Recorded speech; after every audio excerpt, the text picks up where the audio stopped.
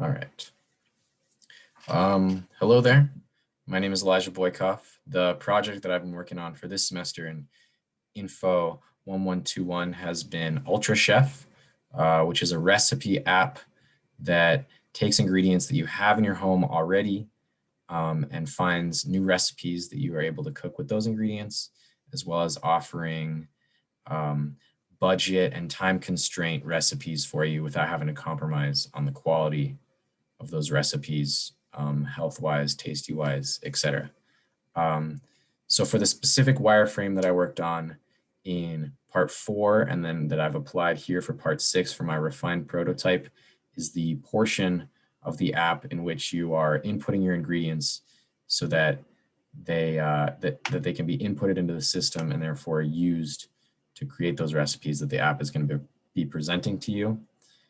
So for this first page we have here, we've got the ingredient search, and the initial part is selecting an ingredient genre to begin inputting the ingredients that you'd like to put in for the app that you have in your home. So as you can see, you've got all these different genres of ingredients, so cooking essentials, meat, dairy, vegetables, etc. Each of which you can click on, and then that'll redirect you to a new page, which I'll get to in a second, which is the second page. But the first thing I'd like to touch on is the pain points. One of my first pain points that I got from my feedback was that I didn't have a back button on my initial wireframe, and neither did I have a menu button. So the person who was giving me feedback was looking for a little more clarity on the navigation of the app.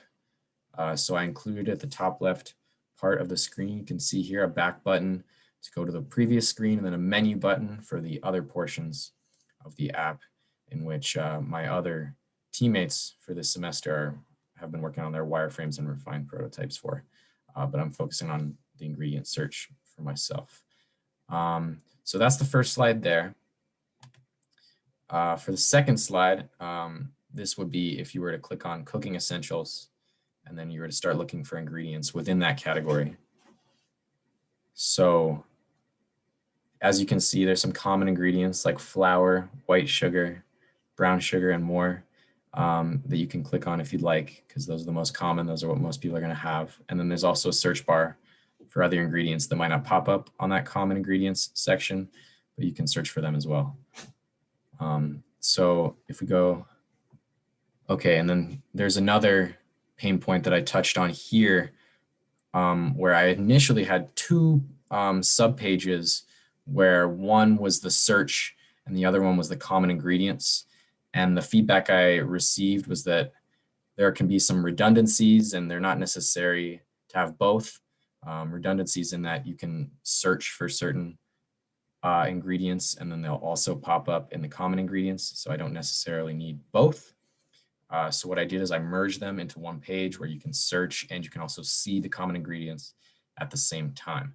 And then if I switch to the next, oh, I went too far. If I switch to the next one, you can see if you were to do the search page, then you can see what would pop up. So if you were to search B, you get brown sugar, baking soda, baking powder. This is all still under cooking essentials. And so there's that basic one there. And then what I changed here, and this is my third pain point that I identified through the feedback that I got, is that the ingredient search at the top of the screen that I had in my initial wireframe, and then the search bar, both appeared to be buttons. So they were a little confusing as to which one you would click on to actually search for something, because ingredient search sounds pretty similar. So what I did is I removed that from the top so you can only see the cooking essentials part.